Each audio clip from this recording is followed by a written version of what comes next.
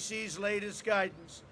If you are from the New York metropolitan area and you travel elsewhere, we need you to self-quarantine for 14 days to help us contain the spread of the virus. And I am now considering, and we'll make a decision very quickly, very shortly, a quarantine, because it's such a hot area, of New York, New Jersey, and Connecticut. We'll be announcing that one way or the other fairly soon. This does not apply to people such as truckers from outside the New York area who are making deliveries or simply transiting through. It won't affect trade in any way. The Army Corps of Engineers and FEMA are racing to build temporary hospitals, which are now completed, by the way, in record time. 4 hospitals, 4 medical centers. And in speaking with the governor this morning, we're giving them an additional 4 large tents, which they need very badly. And the emergency medical stations in New York are top of the line. You have them in not only New York, but in California and Illinois. We'll be adding some to other states also. I've empowered our nation's governors with the resources to call up the National Guard and authorize the activation of ready reserves. 2 big words, ready reserves. FEMA has shipped or delivered 11.6 million N95 respirators, 26 million surgical masks, 5.2 million face shields, and a lot are being made of all of the things I just named right now. We have millions and millions of new medical items being made as we speak and purchased. 4.3 million surgical gowns, 22 million gloves, and 8,100 ventilators. We have moved rapidly to mobilize every instrument of American power. This week I invoked the Defense Production Act to compel General Motors to carry out federal contracts for ventilators, and I think they're going to do a great job. I have to say that. We're also working with the major ventilator companies in the United States, all big-name companies, all companies that do ventilators, so they won't need extra time, and they're gearing up, and they'll be working 24 hours around the clock, and they have been. They've been doing a fantastic job to accomplish a historic ramp-up, and a ramp-up in the kind of numbers that we're talking about. And if we make too many, that's going to be okay, because I spoke with the Prime Minister of the UK yesterday, Boris Johnson. He tested, as you know, positive. And before I even was able to get a word out of him, he said, I said, how are you doing? He said, we need ventilators. The UK needs ventilators. A lot of countries need ventilators badly. It's a tough thing to make. It's a very complicated and expensive piece of equipment. I would say more so than a car. You're talking about expensive, complicated equipment. So I hope we soon will have enough that we can help other countries with ventilators. A lot of countries need them. In the next 100 days, America will make or acquire 3 times more ventilators than we do in an entire year. We are so geared up. At Boeing, Ford, Honeywell, 3M, Haynes, and other great American companies, factory floors and manufacturing lines are being converted to produce the respirators, protective masks, face shields, and other vital equipment. And those companies have been amazing. And Boeing is giving us their cargo moving planes. They're the biggest cargo movers anywhere in the world, and we're going to be using them to ship certain types of equipment to various states.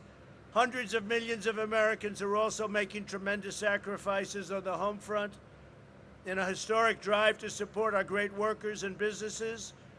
I signed into law the single largest economic relief package in American history. You saw that yesterday. The 2.2 trillion, and think of that, 2.2 trillion, but it goes to 6.2 trillion depending on what we decide. This legislation delivers job retention loans for small businesses to help them keep workers on payroll, expanded unemployment benefits, and direct cash payments to American citizens. and these are very substantial payments. A family of 4 will be getting approximately $3,400.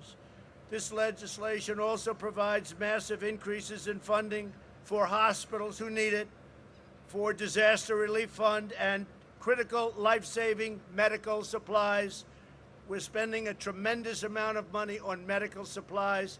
We're trying to get it to the point needed directly, as opposed to our supply lines, so it can go directly to where they need it without having to go through a long process.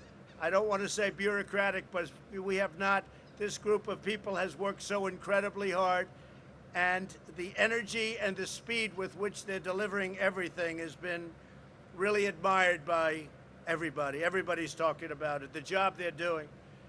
My administration has also taken action to suspend federal student loan payments. So we're suspending, and that means suspending in every sense of the word, student loan payments, so that the students that are not able to take advantage of what's going on, obviously, for obvious reasons, they will be the payments suspended. We've temporarily stopped federal evictions and foreclosures. We've postponed tax day until July, which is a big thing, first time that's happened, and waived regulations to speed new treatments to the market. And we have new treatments coming on rapidly. We're doing very well, we think, with vaccines, and we're doing very, very well with, hopefully or potentially, cures. We're looking at a lot of different alternatives, a lot of different medicines. That would be game changer. The battle in which we're now engaged has inflicted many hardships on our nation and our families, tremendous hardship on some families, and much death, much death. But through it all, the world has witnessed the unyielding resolve of our incredible American people. We are not only a country of vast resources, we're a nation of colossal strength, towering spirit, soaring patriotism, and exceptional character, and you're showing it to the entire world. At this moment, there are 151 countries throughout the world that are under attack by this horrible, invisible enemy. 151 countries. And we're in touch with a lot of them. Our professionals are the best in the world. But who would ever think 151 countries are under attack? We are one family bound together by love and loyalty, the eternal traits so perfectly embodied by the extraordinary men and women aboard this ship, and the men and women at this beautiful, scenic, but really tough base. This base is something, thank you very much, this base is something very, very special.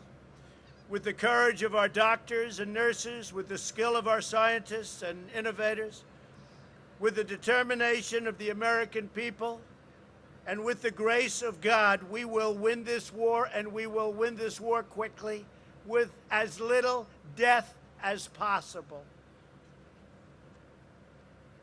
And when we achieve our victory, this victory, your victory, we will emerge stronger and more united than ever before.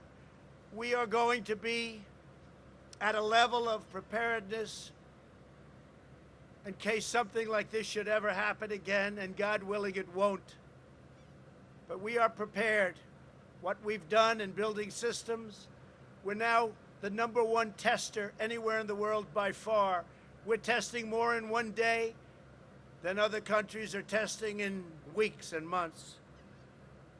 We've learned a lot, and I cannot be more thankful to the American people, and I can say this, and I can say this from the bottom of my heart. I am very proud to be your president. Thank you very much, and God bless you all. Thank you. Thank you very much.